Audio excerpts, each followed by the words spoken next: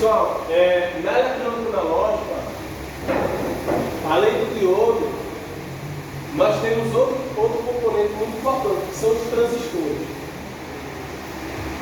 Bem, na verdade, na computação, ele é o componente eletrônico mais importante. O transistor, ele é o componente eletrônico mais importante. Os transistores são a base de toda computação. Todo CI, ele possui um transistor. E quando você fala de microcontroladores, microprocessadores, placa, tudo que você imaginar, você tem transistores. Mesmo que você não esteja vendo, mas existem milhões ou bilhões de transistores a depender da tecnologia de fabricação, da tecnologia de miniaturização e a tecnologia ela pode fazer transistores que não são vistos a olho nu. Então existem transistores que não são vistos a olho nu, são tão pequenos que não são vistos a olho nu. Por que eles são muito importantes? Porque eles possuem características que conseguem fazer o controle de tensão e o controle de corrente. E também consegue fazer o seu chaveamento.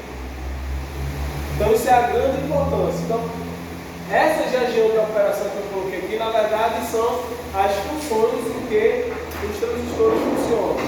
Então, quando eu falo que ele funciona em corte, é basicamente ele funcionar como uma chave aberta, ou seja, ele funciona dessa forma aqui. Quando você tem um transistor em saturação, ele funciona como uma chave fechada, que é basicamente representado dessa forma. E na região ativa, ele funciona fazendo uma amplificação de sinais.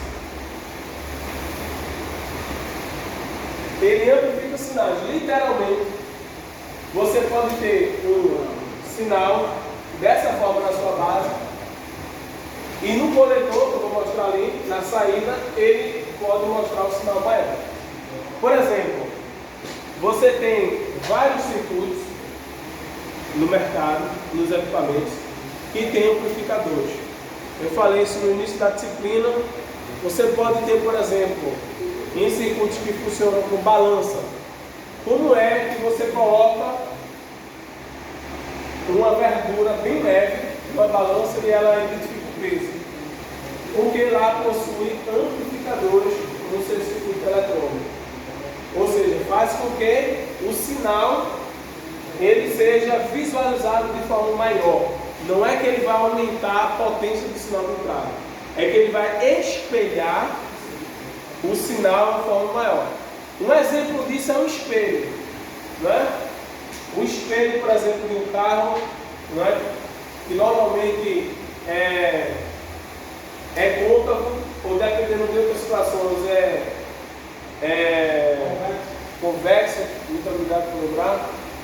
Isso faz com que você tenha uma ampliação ou uma diminuição na imagem, mas você não está mudando a imagem. Então ninguém que se olha no espelho, apesar da imagem pode aparecer deformada, mas o seu rosto permanece da mesma forma. Você não modifica, é só um espelhamento da imagem. Aqui é a mesma coisa, o sinal não vai mudar, mas você consegue espelhar e criar, na verdade, não é você cria um sinal que é semelhante no formato, mas ele é o quê? maior. É uma versão maior do sinal, para que você enxergue. O que é que o microscópio faz? Eu posso não estar vendo os micro-organismos que estão aqui, mas eu vou conseguir enxergar o quê? No microscópio, eu vou conseguir ampliar. Mas não é que o vírus ficou grande porque eu estou vendo. Você na verdade ampliou. É basicamente isso que está acontecendo aqui. Sendo que ele cria o sinal. Ele cria o sinal baseado no sinal da entrada. Tá? Estou falando de forma bem geral aqui para vocês. Essa aqui é a simbologia eletrônica do transistor. Ele possui 3 terminais. O diodo possui 2 terminais. Ele possui o catodo e o anodo. O transistor possui 3 terminais: base, emissor e coletor. Tá?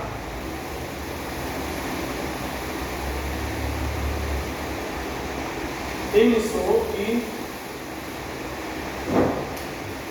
coletor.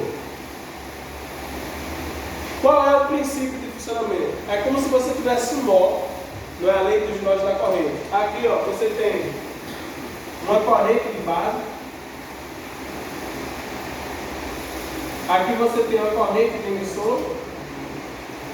E aqui você tem uma corrente de coletor. O princípio é que a corrente do emissor, pela lei dos nós, aqui é como se fosse o nó, e a lei dos nós diz a soma das correntes que entram, quem está entrando no nó? IB e C. Quem está saindo? IE. IE é igual a IC mais IB. IE é igual a IC mais IB. Então você tem essa característica. A segunda característica é que o transistor ele possui um ganho. Então ele só consegue fazer a amplificação porque ele possui um ganho. Normalmente esse ganho é dado na relação de IC dividido por IB. Normalmente esse ganho é maior ou igual a 100. Quer dizer que a corrente da base ela é 100 vezes menor do que a corrente do coletor. Isso quer dizer que uma corrente pequena você consegue controlar uma corrente grande. Então você pode ter um circuito auxiliar aqui, desse circuito auxiliar que pode funcionar com uma corrente pequena, controla uma corrente grande. Vou dar um exemplo básico. Aqui eu tenho desse lado, por exemplo, o Arduino, que não pode funcionar com altas correntes, porque o Arduino ele é para controle, programação. Então aqui você tem a corrente de base lá do pino digital do Arduino. Mas aqui nesse lado que pode funcionar com a corrente menor, você tem o motor. Não motor trifásico, tá? Mas, por exemplo, o motor de um robô, por exemplo, que funciona já com a corrente elevada, pode funcionar com 200 mA, 500 mA, dependendo do motor. Então, normalmente, veja, dependendo da corrente que você modula aqui, você consegue fazer um controle aqui. Então, com uma corrente pequena, você consegue fazer o controle de um circuito que funciona com algum equipamento com uma corrente maior. Tá? Por quê? Porque a corrente de base, normalmente, ela é pequena em relação à corrente do coletor. Passa aqui. Tá? No circuito elétrico, quando nós formos analisar, nós vamos analisar seguindo esses princípios. Tá? Por exemplo, no transistor, eu sei que a corrente do emissor é igual à corrente do coletor mais a da base. Tá? E existe ainda outra característica aqui. Base, emissor, coletor. O transistor, ele é um material que ele tem 3 elementos. Normalmente o diodo ele tem dois elementos, material P e material N. Que basicamente seria o nodo e o cátodo, seria assim. O transistor ele tem 3 materiais, que é o material, nesse caso aqui ele pode ser de 2 formas, né? Aqui ele é N, P, N. Então nesse caso você tem o material N, P, N.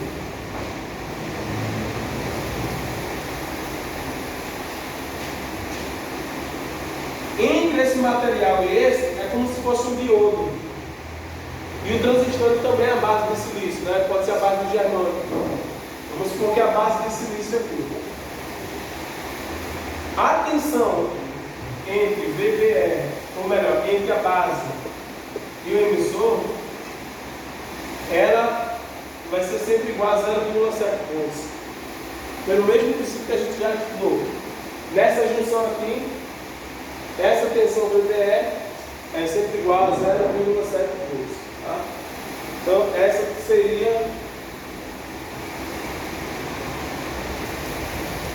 a terceira característica. Tá? 0,7 volts. Quais são as aplicações? Eu já falei uma: motores, né? Controle de corrente, controle de tensão e corrente, em circuitos que você pode fazer o controle de uma alta corrente com uma corrente pequena. Outras aplicações, você pode fazer chaveamento de circuitos que operem com tensões diferentes da fonte. Como ele trabalha aqui, pode trabalhar em corte ou em saturação, dependendo do chaveamento. Por exemplo, você pode ter aqui, só para você entender aqui, vamos supor que você tem aqui 12 volts e você tem uma carga aqui que funcione com 3 volts. Se você alimentar, vai queimar, porque a tensão máxima dela é 3 volts. E agora, o que você faz? Você pode colocar o divisor de tensão, pode colocar a resistência aqui, de tal forma que se aqui for R, aqui 3,9, né? Então aqui 3R. Tá? 9 volts, 3 volts e 12 volts. Mas aqui não é eficiente. Por quê? Porque apesar de eu ter minha tensão aqui, esse resistor ele vai dissipar energia, vai dissipar calor. E dissipar calor é ruim. Por quê? Porque a energia vai reduzir a vida útil, a autonomia da minha fonte de energia. Então, isso aqui não é a forma mais eficiente. Normalmente se utiliza chaves eletrônicas. Então você utiliza chaves eletrônicas aqui, e vai estar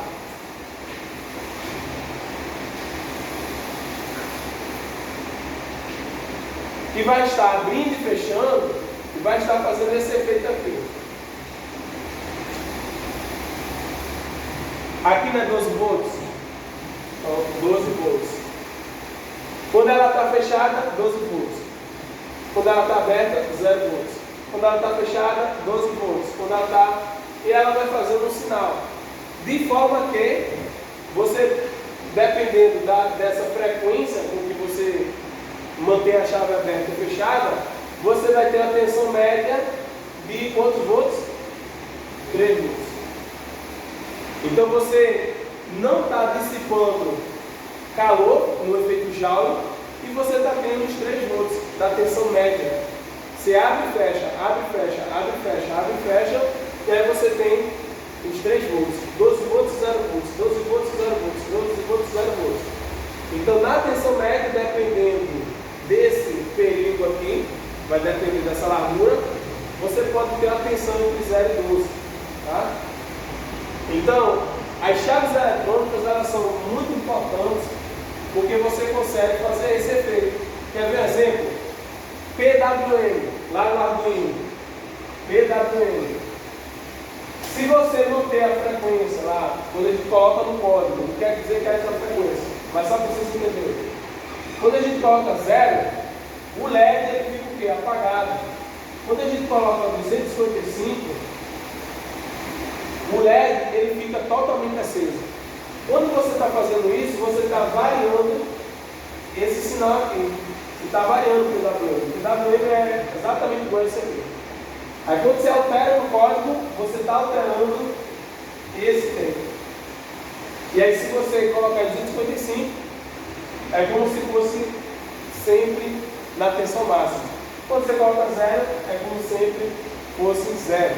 Se você coloca uma tensão intermediária, por exemplo, de 127, é como se fosse dessa forma aqui. Meio período na tensão máxima, meio período em 0. De forma que você pode variar a intensidade. Tá? Então essa é a importância das chaves eletrônicas. Você consegue alimentar os circuitos de forma adequada na tensão nominal que ele tem e ainda economizar a sua fonte de tensão, a sua fonte de energia. Então eu falei de uma carga, mas imagine que essa fonte de tensão esteja alimentando várias cargas. Então você pode ter várias chaves eletrônicas alimentando vários circuitos diferentes. Por exemplo, um computador tem vários circuitos. Aí cada circuito tem a tensão ali, nominal. Aí você tem transistores fazendo esse papel, alimentando cada CI na tensão exata que ele precisa para funcionar. Essa programação analógica ou digital? Pode ser das duas formas. Pode ser das duas formas. No caso da analógica, ela já é pré-programada para fazer aquilo. É analógica, quando você tem um circuito que funciona puramente só o fato de você inserir os componentes ele já funciona. Por exemplo, o diodo Zener que eu coloquei, só o fato de eu colocar ele já regulou a tensão para 10, porque é uma característica de fabricação de componentes. Entendeu? Agora, normalmente nas chaves eletrônicas, aí tem várias chaves eletrônicas, nós vamos ver. Tem um transistor, tem outro transistor que ele outra chave eletrônica, que é a SCR, que nós vamos ver também. E ele trabalha dependendo do próprio circuito. Tem chaves eletrônicas que precisam de um circuito eletrônico que você programa. Aí tem dois tipos, entendeu?